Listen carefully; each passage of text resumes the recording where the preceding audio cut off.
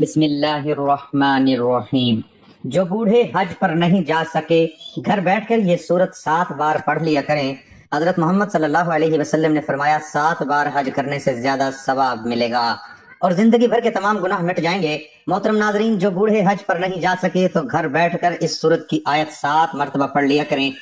نبی کریم صلی اللہ علیہ وسلم نے فرمایا بار بار حج کرنے سے زیادہ ثواب ملے گا اور زندگی بھر کے تمام گناہ معاف ہو جائیں گے۔ جس شخص نے بڑھاپے میں یہ سورت کی آیت 7 مرتبہ پڑھ لی تو اللہ تبارک و تعالیٰ اس کے سارے گناہ معاف کر دیتا ہے اور جنت بھی اس شخص کا انتظار کرتی ہے۔ حضور اکرم صلی اللہ علیہ وسلم کے پاس ایک بوڑھا شخص آیا اور عرض کیا کہ یا رسول اللہ صلی اللہ علیہ وسلم، میری عمر ڈھل چکی ہے، گناہوں کا بوجھ ہے، اللہ سے معافی مانگتا ہوں، مگر دل خوف زدہ ہے۔ آپ صلی اللہ علیہ وسلم نے فرمایا یہ آیت 7 مرتبہ پڑھو، اللہ تعالیٰ تمہارے سارے گناہوں کو معاف کر دے گا، تمہارے دل پر سکینت نازل فرمائے گا۔ وہ بوڑھا شخص خوشی سے نعرہ تکبیر بلند کرتا ہوا مسجد سے باہر نکلا اور صلی اللہ علیہ وسلم نے فرمایا اگر یہ آیت پڑھتا رہے تو یہ جنت میں داخل ہوگا۔ ناظرین اکرام، نبی کریم صلی اللہ علیہ وسلم حضرت جبرائیل علیہ السلام کے ساتھ ایک ایسے روحانی سفر پر روانہ ہوئے جو کہ نہ زمین کا تھا اور نہ آسمان کا۔ وہ ایک عالم نور تھا جہاں نہ وقت کا گزر تھا نہ فاصلوں کی حدیں۔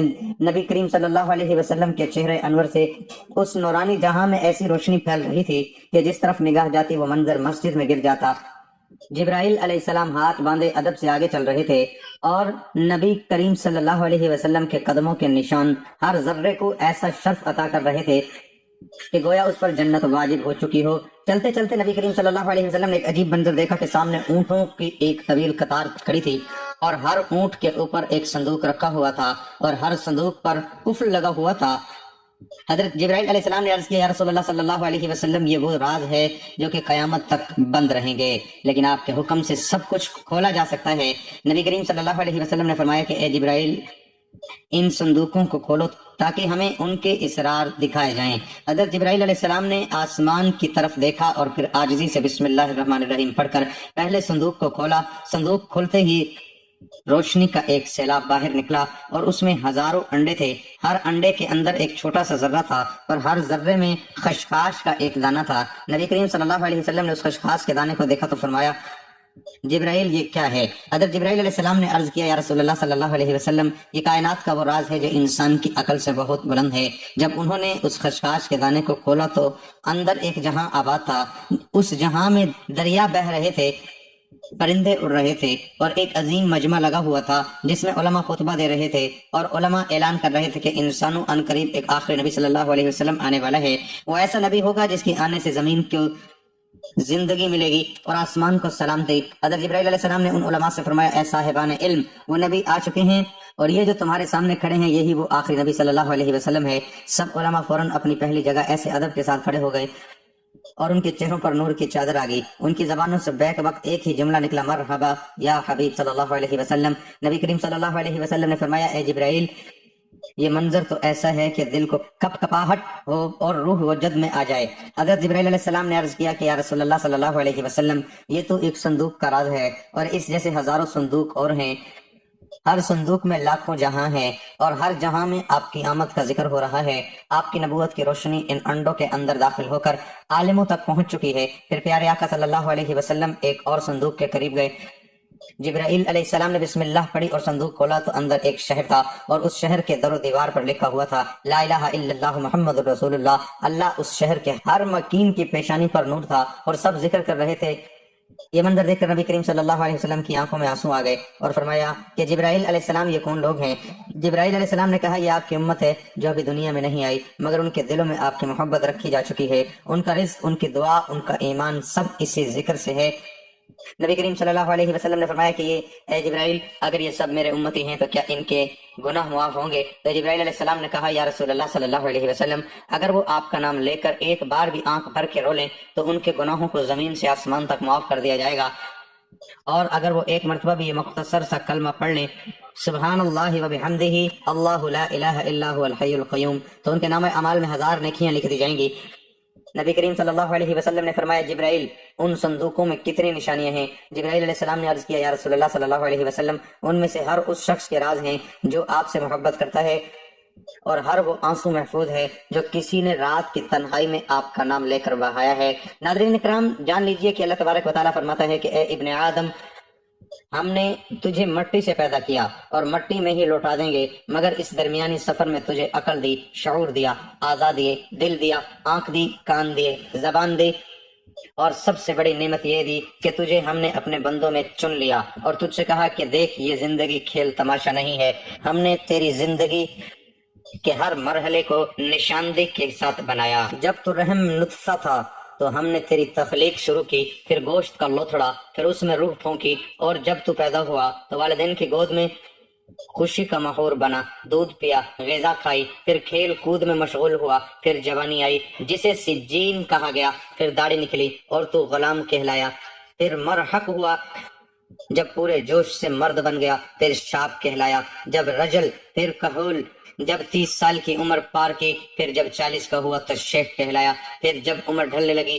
ہڈیاں کمزور ہوئیں، بینائی کمزور ہوئی تو ارذ العمر میں داخل ہوا اور یہاں سے زندگی کا زوال شروع ہوا۔ حضرت انس رضی اللہ تعالیٰ عنہ سے مروی ہے کہ رسول اللہ صلی اللہ علیہ وسلم نے فرمایا، ارشاد فرمایا، جن کی عمر اسلام میں 40 سال کو پہنچ جائے اللہ تعالیٰ اس کو 3 بڑی بیماریوں سے محفوظ فرماتا ہے، جنو، جزام اور برس، اور جب وہ 50 سال کی عمر کو پہنچتا ہے تو اللہ اس پر حساب کو آسان فرما دیتا ہے، جب وہ 60 سال کا ہوتا ہے تو اللہ تعالیٰ اس کو اپنی طرف رجوع کرنے کی توفیق دیتا ہے، اور جب 70 سال کا ہو جاتا ہے تو آسمان والے اس سے محبت کرنے لگتے ہیں، اور جب وہ 90 سال کا ہو جاتا ہے تو اللہ تعالیٰ اس کے تمام پچھلے گناہ معاف فرما دیتا ہے۔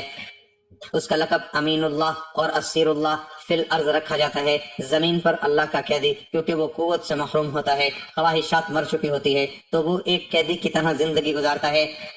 حضرت ابوبکر صدیق رضی اللہ تعالیٰ عنہ سے روایت ہے، آپ رضی اللہ تعالیٰ عنہ نے فرمایا کہ نبی کریم صلی اللہ علیہ وسلم کے پاس ایک شخص حاضر ہوا اور پوچھا کہ یا رسول اللہ صلی اللہ علیہ وسلم، سب سے بہترین شخص کون ہے؟ آپ صلی اللہ علیہ وسلم نے فرمایا، جو شخص بڑھاپے کو پہنچے اور اس کی نیکیاں بہت زیادہ ہوں، اور سب سے برا وہ ہے کہ جو بڑھاپے کو پہنچے اس کے گناہ زیادہ ہوں۔ ناظرین اکرام، جان لیجئے کہ حضرت ابن مسعود رضی اللہ تعالیٰ عنہ بیان کرتے ہیں کہ رسول اکرم صلی اللہ علیہ وسلم نے فرمایا، قیامت کے دن ابن آدم سے 5 سوال ہوں گے، جن میں سے ایک یہ ہوگا کہ اپنی جوانی کہاں خرچ کی، اپنی عمر کس چیز میں ضائع کی، اپنے علم پر کتنا عمل کیا۔ حضرت علی رضی اللہ تعالیٰ عنہ کے پاس ایک شخص آیا اور کہنے لگا، میرے بال سفید ہوتے جا رہے ہیں، یہ کس چیز کی علامت ہے؟ فرمایا، یہ یاد دہانی ہے کہ تو اس دنیا میں نہیں رہے گا، ورن قریب اس دار فانی سے رخصت ہونے والا ہے۔ ناظرین اکرام، حضرت سعد رضی اللہ تعالیٰ عنہ سے روایت ہے کہ نبی کریم صلی اللہ علیہ وسلم نے فرمایا کہ نمازوں کے بعد یہ دعا کرو، اے اللہ میں بزدلی سے تیری پناہ مانگتا ہوں، عرض العمر طرف لوٹائے جانے سے تیری پناہ میں آتا ہوں، اور قبر کے عذاب سے تیری پناہ مانگتا ہوں۔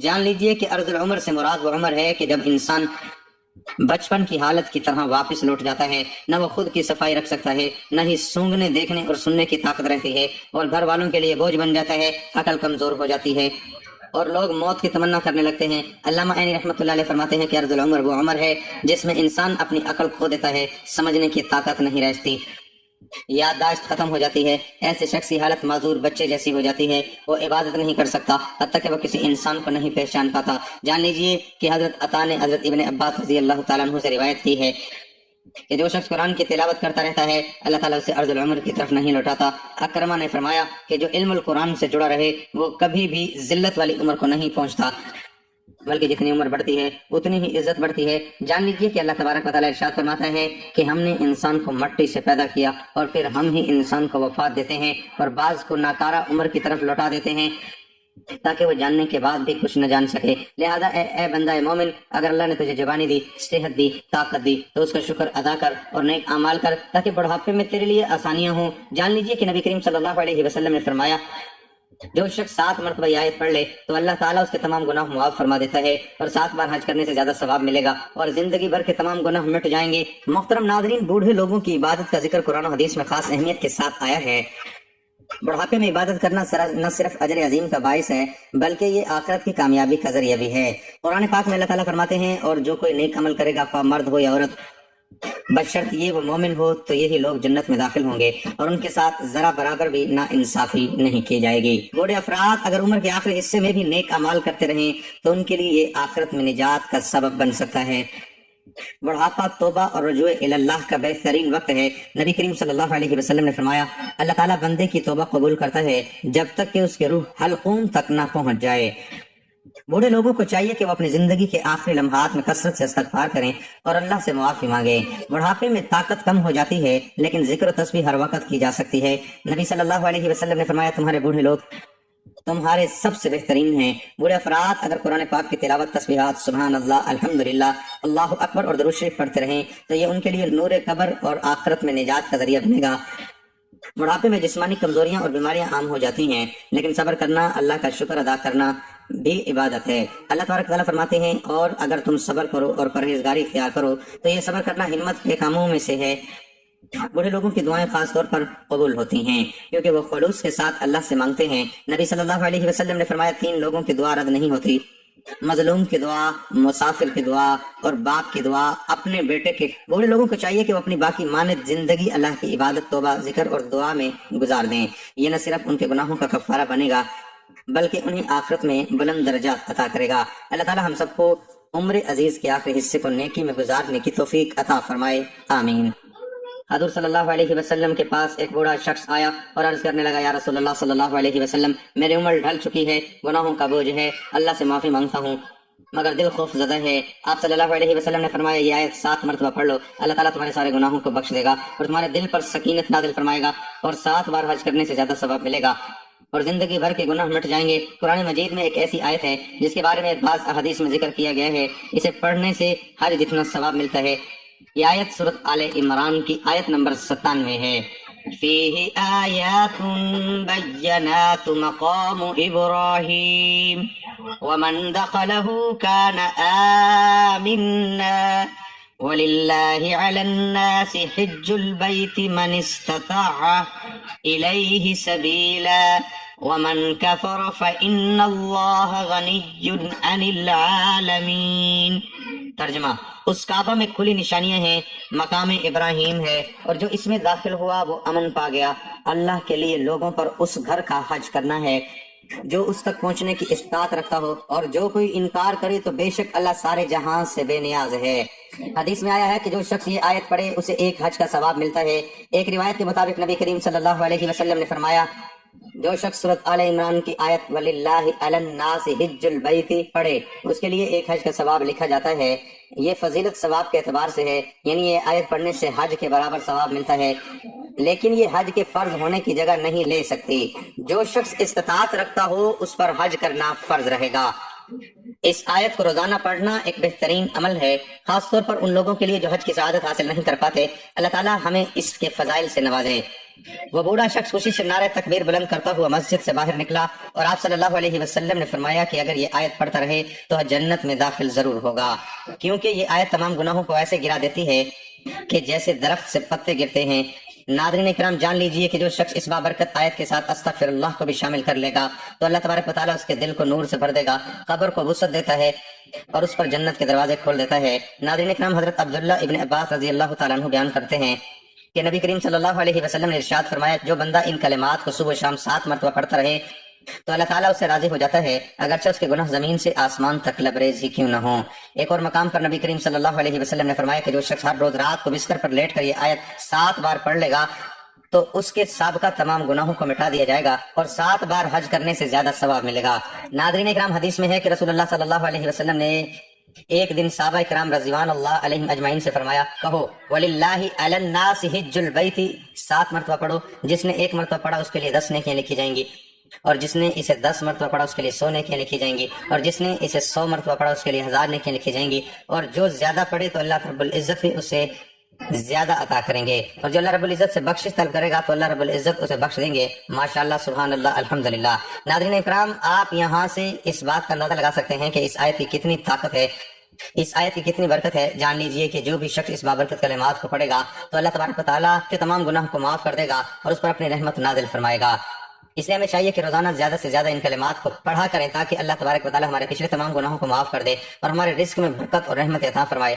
اللہ تبارک و تعالیٰ سے دعا ہے کہ نیکی کی بات کو سننے، سمجھنے اور اس پر عمل کرنے کی طاقت، توفیق، مرحمت فرمائے۔ میرا سنانا اور آپ کا سننا قبول و منظور فرمائے، آمین یا رب العالمین۔